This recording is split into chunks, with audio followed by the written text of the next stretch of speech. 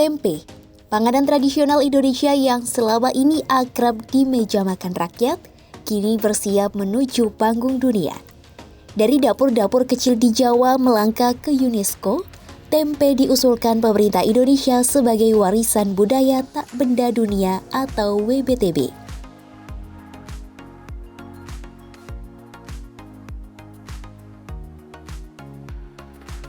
Direktur Jenderal Diplomasi, Promosi dan Kerjasama Kebudayaan Endah T.D. Retno Astuti mengatakan, usulan tersebut sudah dilakukan sejak tahun lalu melalui mekanisme single nomination. Dalam seminar bertajuk Tempe dari Kearifan Lokal Menjadi Sajian Global di Jakarta, Jumat 19 Desember 2025, Endah berharap tempe bisa diterima menjadi WBTB dunia ke-17 dari Indonesia. Saat ini, ada 16 WBTB asal Indonesia yang diinskripsi dalam daftar UNESCO. Beberapa di antaranya adalah wayang, keris, batik, angklung, tari saman, dan pantun. Tahun lalu, ada 3 WBTB yang ditambahkan Indonesia yakni reog, kebaya, dan kolintang.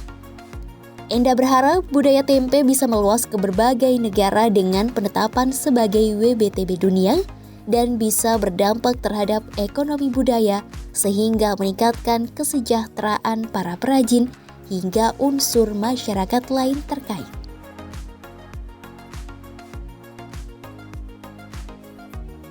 Makanan berbahan dasar kacang kedelai ini sudah berakar kuat dalam kebudayaan masyarakat Jawa sekitar abad ke-16.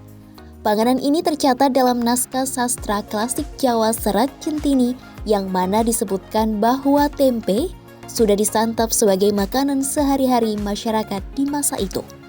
Pembuatan makanan ini dilakukan melalui proses fermentasi, memuat pengetahuan lokal yang diwariskan lintas generasi. Dan pelestarian inilah yang menjadi tujuan pengakuan tempe sebagai WBTB UNESCO. Sebab dari proses pembuatan tempe, tercermin nilai gotong royong yang melibatkan banyak orang. Selain itu, pembuatan tempe juga memuat aspek dimensi ekologis melalui pemakaian bahan ramah lingkungan untuk membungkusnya seperti daun pisang dan jati. Melestarikan pengetahuan lokal pembuatan tempe adalah hal penting. Tempe saat ini tak lagi menjadi makanan sehari-hari masyarakat di Jawa, melainkan hampir di seluruh Indonesia. Endah mengatakan, budaya tempe bukan hanya sebagai sajian, melainkan pengetahuan lokal yang diharapkan menjadi pengetahuan global. Tempe pun tidak hanya bisa dibuat dari kedelai, melainkan juga dari kacang-kacangan lainnya. Di tengah upaya membawa tempe ke panggung dunia, pemanfaatan dan pengembangan tempe menghadapi berbagai tantangan. Saat ini, bahan baku tempe di tanah air didominasi oleh kedelai. Mirisnya, lebih dari 80% pasokan kedelai justru diimpor dari berbagai negara. Sebagian besar kedelai diimpor dari Amerika Serikat sebanyak 2,37 juta ton dan Kanada sekitar 261 ribu ton. Berdasarkan data Badan Pusat Statistik, impor kedelai Indonesia pada 2024 mencapai 2,67 juta ton. Jumlah itu meningkat dibandingkan tahun sebelumnya dengan 2,27 juta ton.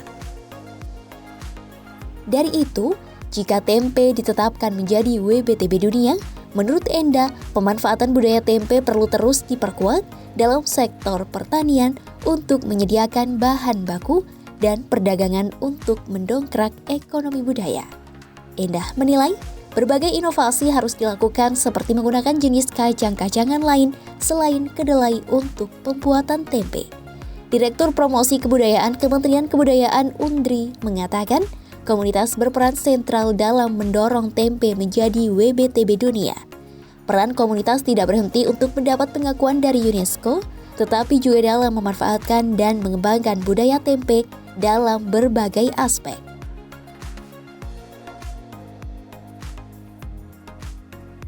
Pakar teknologi pangan sekaligus mantan Duta Besar Indonesia untuk UNESCO M. Aman Wirakarta Kusuma menilai, peluang tempe untuk diinskripsikan menjadi WBTB dunia cukup terbuka. Menurut Aman, Tempe merupakan pangan sehat yang kaya protein nabati berkualitas. Hal tersebut sejalan dengan tren global saat ini untuk mengonsumsi makanan yang lebih sehat.